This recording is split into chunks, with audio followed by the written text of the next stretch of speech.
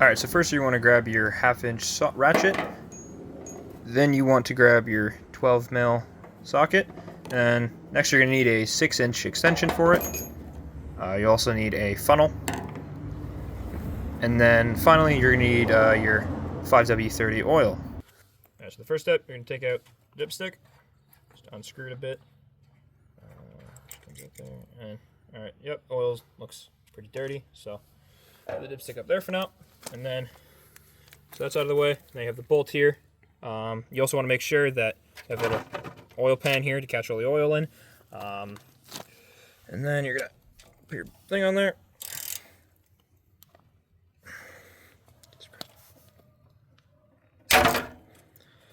There you go.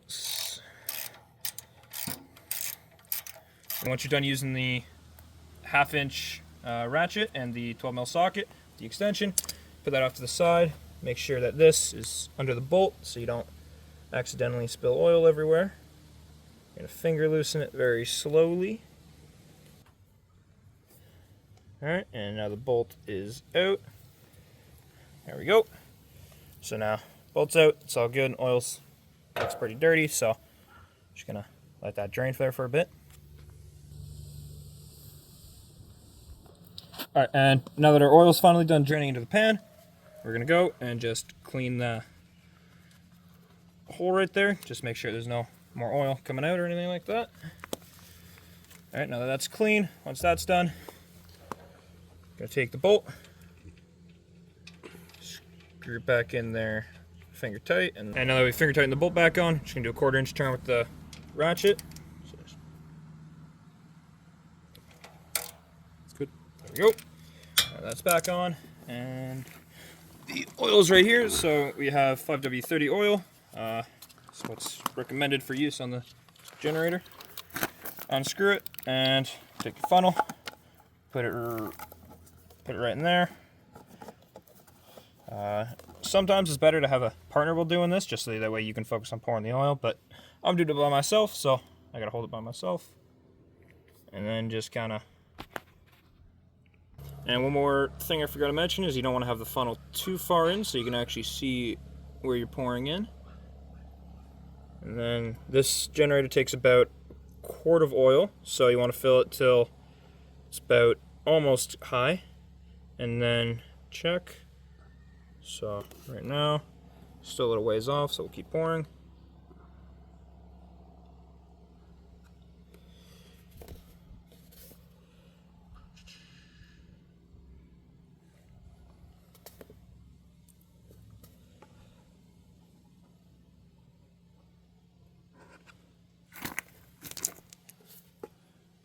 Almost done now.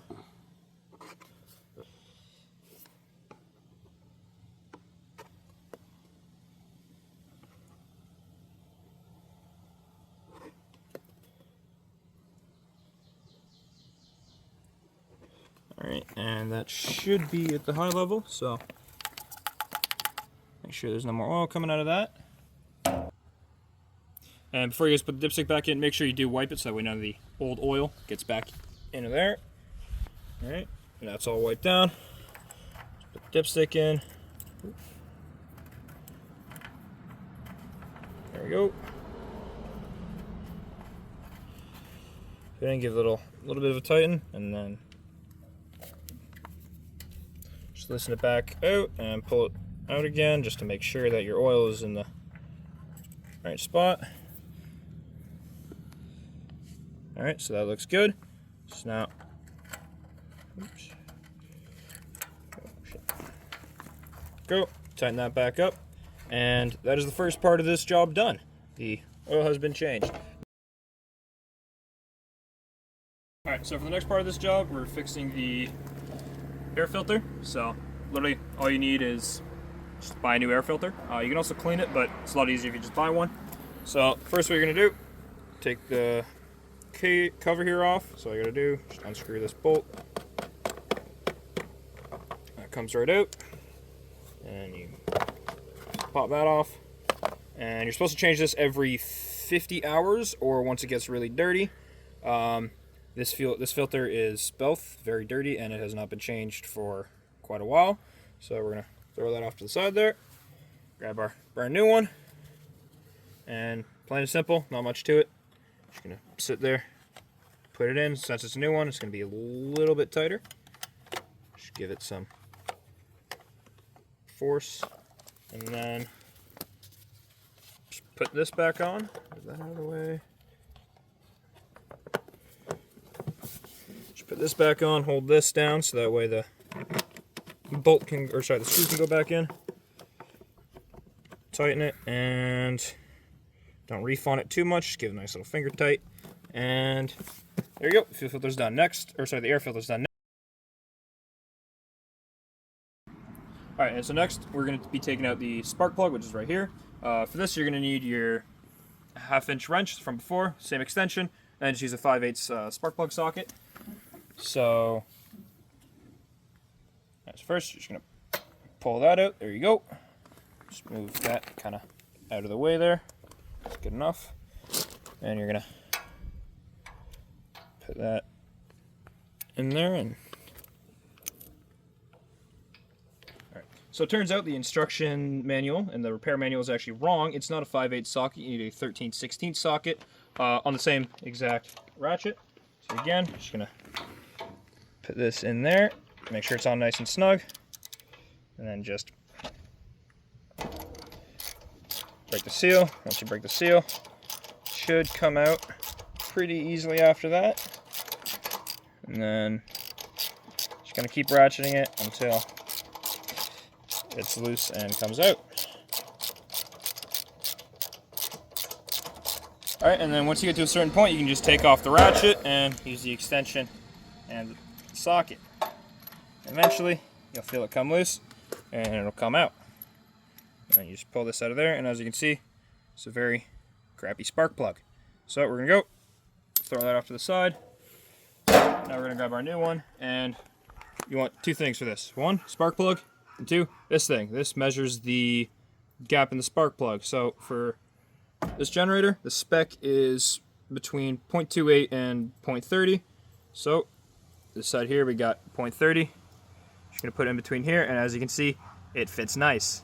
So now what we're going to do, take this out, and we're going to put it in there using this. Alright, so now we're going to put this in here, make sure that's lined up nice and right. And basically, you just want to finger tighten it for this generator. It's a bit of a tighter space to work in, but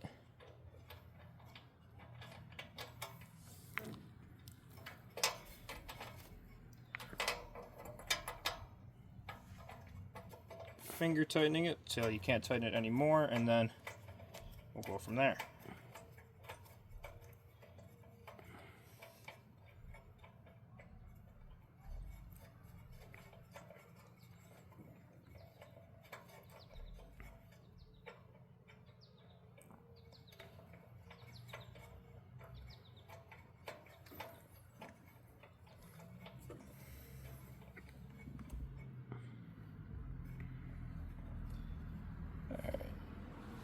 That's finger tight. So now take our socket, extension, and wrench, and just because it's a spark plug and it's very sensitive, we're just going to give it a nice little quarter turn like that. And then, oh, that's stuck on there. So now we're going to need the pliers, wherever those went.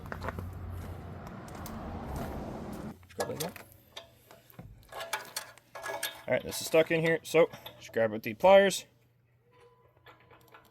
and pull it out. And there you go. That's your spark plug almost done. Now you just got to take this thing, put that connector back on there, make sure it's on nice and snug and connected, and there you go. That is how you do a full tune-up on your Generac generator. Alright, and now just a little bonus, we're going to make sure that this thing actually starts. So first, we're going to turn on the fuel carburetor right here. All you got to do is flick that switch into the on button. There you go. And this little red dial over here, that's the actual on switch. Turn that right there, and just go ahead and grab this ripcord.